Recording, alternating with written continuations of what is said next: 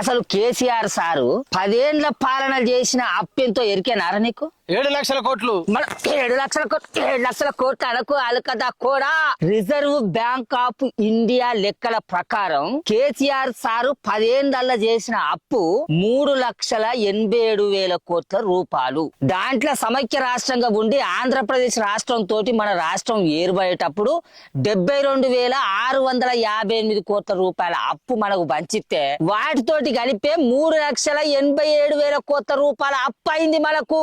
అట్లా చేసిన అప్పులతోనే KCR sir జిల్లాకో collector భవంతిని కట్టించిండు, మండలానికో గురుకులాన్ని కట్టించిండు, కాళేశ్వరం ప్రాజెక్టును కట్టించిండు, యాదాద్రి నరసన్న గుడి కట్టించిండు, మెడికల్ కాలేజీలు కట్టించిండు, సర్కార్ దవాఖానలు బాగు చేపించిండు, రైతులకు రైతు బంధు, రైతు బీమా, కళ్యాణ లక్ష్మి ఇట్లా చెప్పుకుంటే పోతే బొచ్చడి పనులు చేపించిండు కేసీఆర్ సారు. ఇప్పుడు మన నల్లమల పులిబిడ్డ రేవంతాల్ సార్ సర్కార్ కాడికి అద్దం. మన రేవంతాల్ సార్ సర్కారు గద్దెనెక్కి 2 సంవత్సరాల 2 నెలల 10 దినాలల్లా చేసిన అప్పెంతో ఎరికేనారా నీకు? నీకు తెలితే చెప్పరా, అదే నన్ను అడుగుతాను మళ్ళా. నేను చెప్పుడు కాదు గాని మన నల్లమల పులి రేవంతాల్ సారు అసెంబ్లీలోనే చెప్తాండు ఇను. 3,47,294 కోట్లు మేము అప్పు చేసినాం అధ్యక్ష.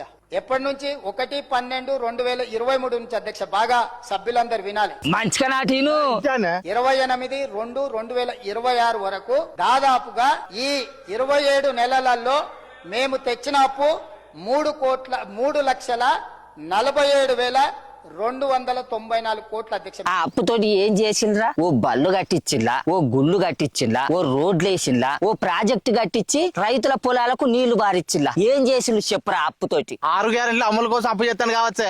గద్దెనెక్కిన 100 రోజులనే అమలు పడతా అన్న 6 గ్యారంటీలల్లా మీ రేవంతాల్ సారు మా ముసలోళ్లకు 4,000 రూపాయల పింఛన్లు ఇస్తాండా, నిరుద్యోగ భృతి ఇచ్చిండా, 2 లక్షల ఉద్యోగాలు వేసిండా, చదువుకునే ఆడపిల్లగాళ్లకు స్కూటీలు ఇస్తా అని ఇస్తాండా, పెళ్లి చేసుకునే ఆడపిల్లగాళ్లకు తులం బంగారం ఇస్తాండా, ప్రతి మండలానికి తెలంగాణ ఇంటర్నేషనల్ బళ్ళు కట్టిస్తానన్నాడు, కట్టించిండా? అసలు ఏం చేస్తాడని ఇన్ని లక్షల కోట్ల రూపాయల అప్పులు తీసుకొస్తాడ్రా.